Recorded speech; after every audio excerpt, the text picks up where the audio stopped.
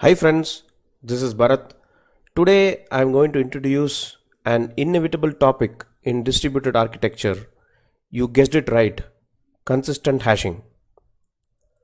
We always need to verify the integrity of dataset.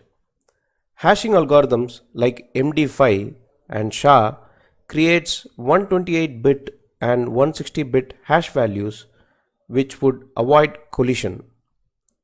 Load balancing uses this technique to route appropriate data to the right node or server.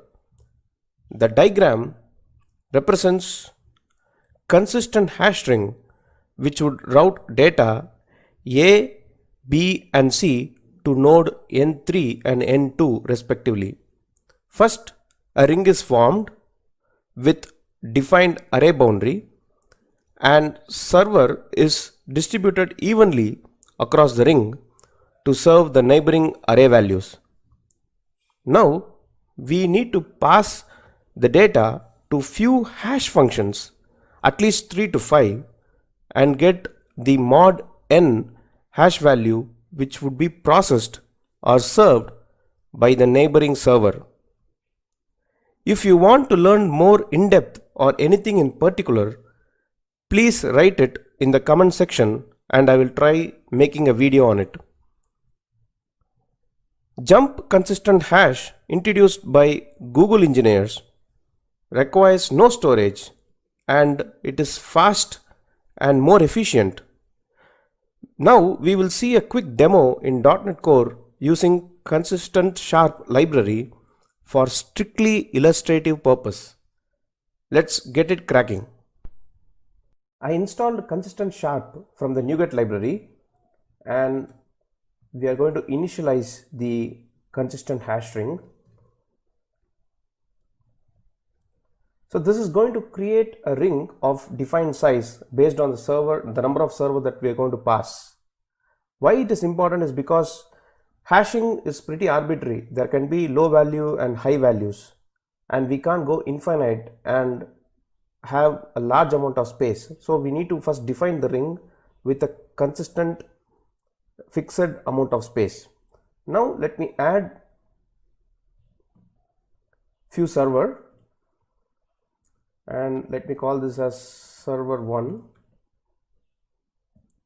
and let me have 2 more.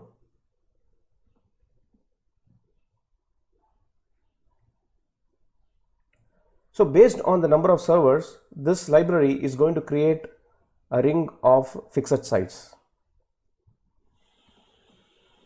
Now let's create the users who will be served by the server.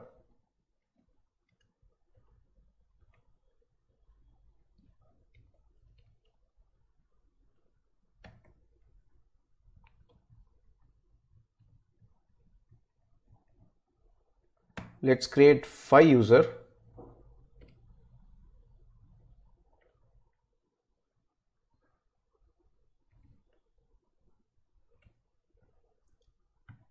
And we will try one of the one of the user try to access the server and let's see which server is going to serve the user.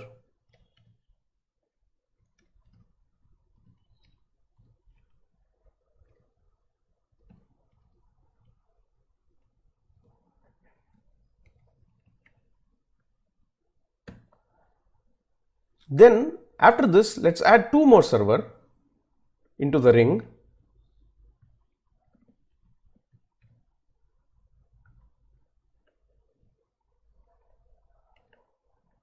And now let's see which server is going to serve user 1. And let's try one more thing. Let's remove server 4 and 5.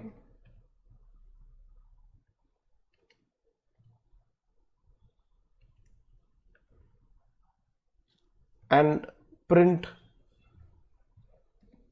who is going to serve user 1. And from the original list of server, let's remove server 1 and let us print the result.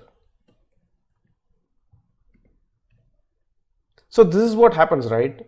When whenever there is a peak, server gets added, and when the peak is gone, then it gets removed. So let's see it in action.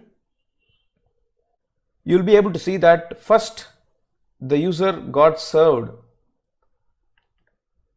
by server 3, which is in the original list, and then when we added 2 more servers, it got served by server 5, and when server 5 got removed, it fell back to server 3.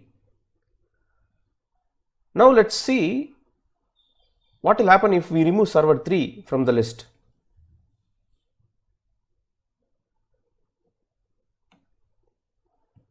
So it's interesting, right? Server 3, when it's down, then server 2 takes over from the original list. I hope you enjoyed this video. Please like, share and subscribe to the channel. Thanks for watching.